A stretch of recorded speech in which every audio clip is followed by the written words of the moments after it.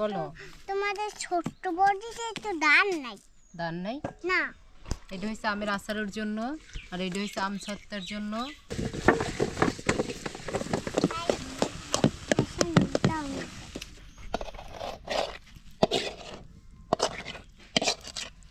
এটা মাখিয়ে শুকিয়ে দিতেছিলাম, এখন এই শুকানো হয়ে গেছে, এখন এই রান্না করব।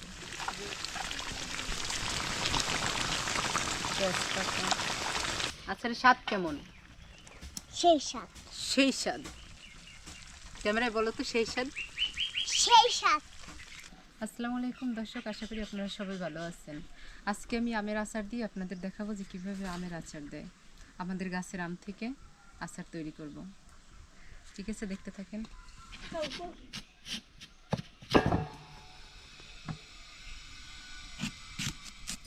এতে পোক আছে নি, দেখি বড় বড় আম না।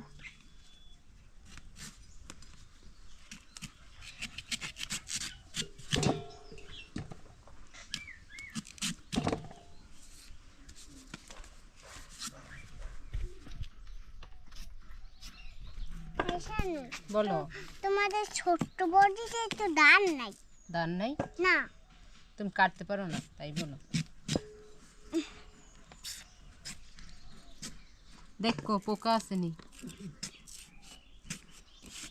একটু ফালাই দিয়ে দিবো। আমরা আম সিদ্ধ করি না, এই যে সরিষা আর হলুদ দিয়ে একটু মাখাই দিম, মাখাই একটু রোদে দিম, নাইলে আমরা আবার হলুদ দেব না। হালকা একটু পানি দিই।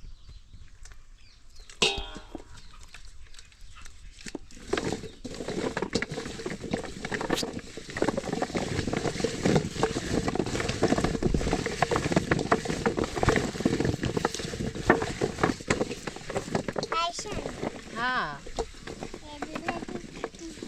ওই আমটা বানাও।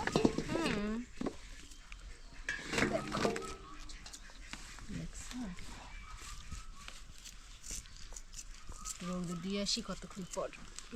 সরিষা বাটা, পানি আর এই কালারের জন্য হলুদ। কেউ আবার কালার করেও না, এটাই আম সত্তা। যখন আম সিদ্ধ হয়ে যাবে, দাঁড়াও তুমি দেখো কি কি দিই, নাইলে আবার একবারে সবুজ থাকে।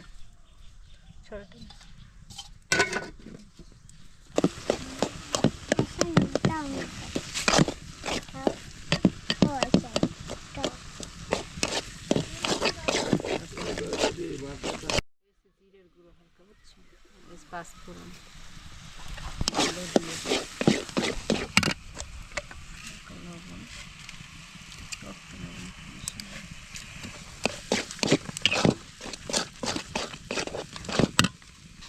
চিনি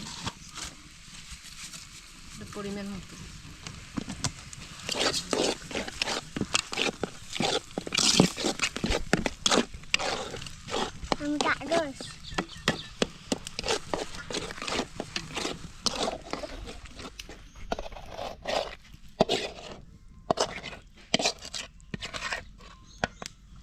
পাতল করে রোদে দেওয়া লাগবে।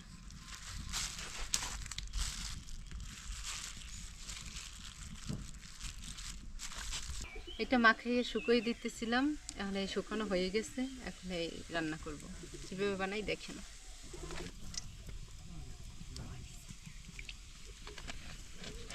যত বেশি দেওয়া যায়।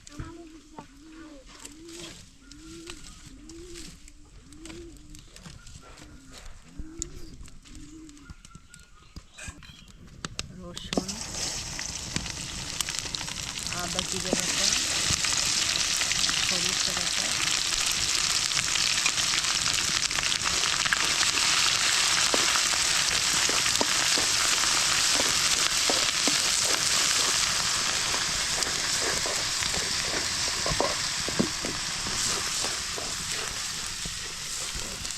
ভাজা একটু হয়ে গেলে আমগুলো দিয়ে দিন।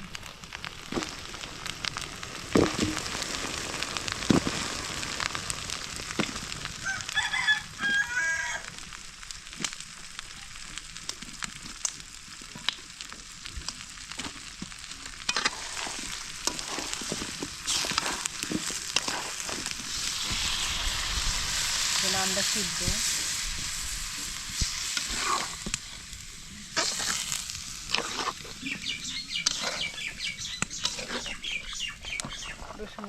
করে দিয়ে দিই, একটু সিদ্ধ হয়ে যাবে। রসুন যার যার মতো দিতে পারে। লবণ দিছিল,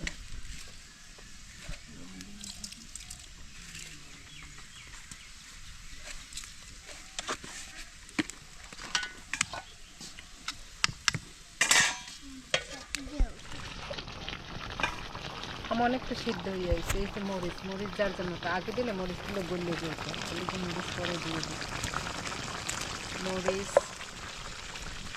তারপরে আছে জিরে,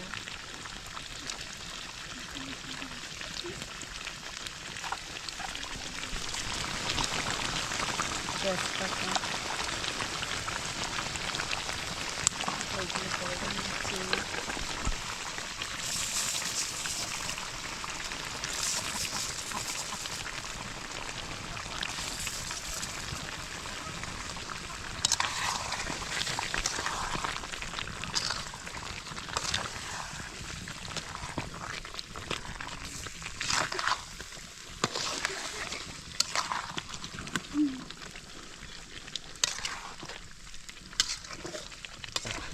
হয়ে গেছে, এখন মানে একটু ভিনেগার দিয়ে দিই। ভিনেগার দিলে আচার অনেক দিন থাকলে আর নষ্ট হয় না, অল্প পরিমাণ, বেশি না, সেটা টক হয়ে যায়। আর পাঁচফোড়ন দিই, পাঁচফোড়নের গ্রানটা, এই যে মশলা যা দেওয়া তা দিয়ে দিই।